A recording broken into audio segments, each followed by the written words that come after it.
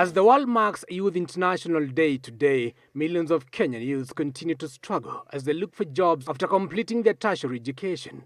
However, Nairobi County Women Representative Esther Passaris, while celebrating this day with youths at Nairobi Cinema, pointed out various projects developed by the government meant to create jobs for the youth that have failed due to corruption. The government has put a lot of initiatives in place. We had Kazi kwa Vijana, we have the Youth Fund, we have Women Enterprise, we have Uwezo, we have GAF, all right? Now, I am sitting in the Special Funds Committee and I can tell you that the Youth Fund has been riddled with a lot of corruption. They come up with projects that are white elephants. We had Studio Mashinani, the equipment that was bought for the youth to be able to record their talent, whether in terms of videos, music releases. The Studio Mashinani project was a failure because they brought in equipment that is really substandard, and most of it is just rotting and nobody even knows where they are.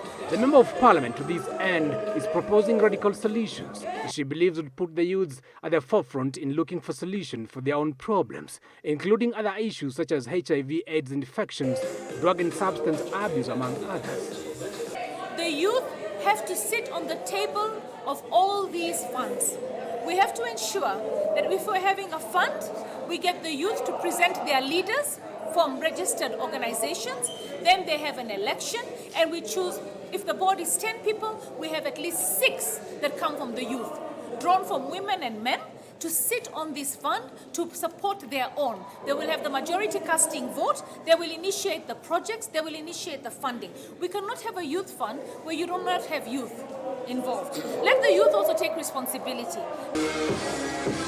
Investing in talent and developing skills, according to leaders here, could be the last and only option remaining for the millions of the young people looking for jobs unsuccessfully. Javier Lugo, who led designers and models in showcasing their talents at Nairobi Cinema to mark the day, talked to me on making an entry into the modeling business. I did something else in school, so this is something that I'm doing purely out of passion for fashion and everything that revolves around fashion.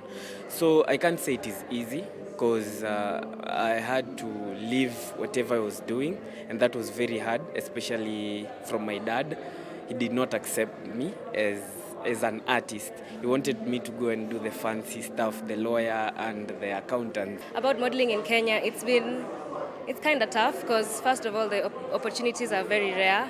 And then when they're there, they usually have like specific limitations like your height and your weight and all that. But it's coming to change. It's coming to change in the end, and I hope it will like change to encompass even everyone who would like to join it, not just people who are 5'7" and above. On their part, educationists argue that the much-awaited competency-based curriculum could come in handy in enhancing jobs creation. I think that CBC, if we give it a chance, it may be able to actually help our youths, our students have the critical thinking, the kind of skills, the soft skills that are necessary, character and creativity to enable them navigate, the difficult, job environment. Nowadays, you come out of school, you don't find ready jobs.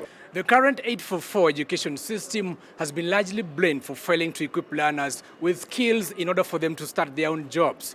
The question now remains, will the much-awaited CBC education system be a solution to unemployment in the country? Giverson Maina, Switch TV.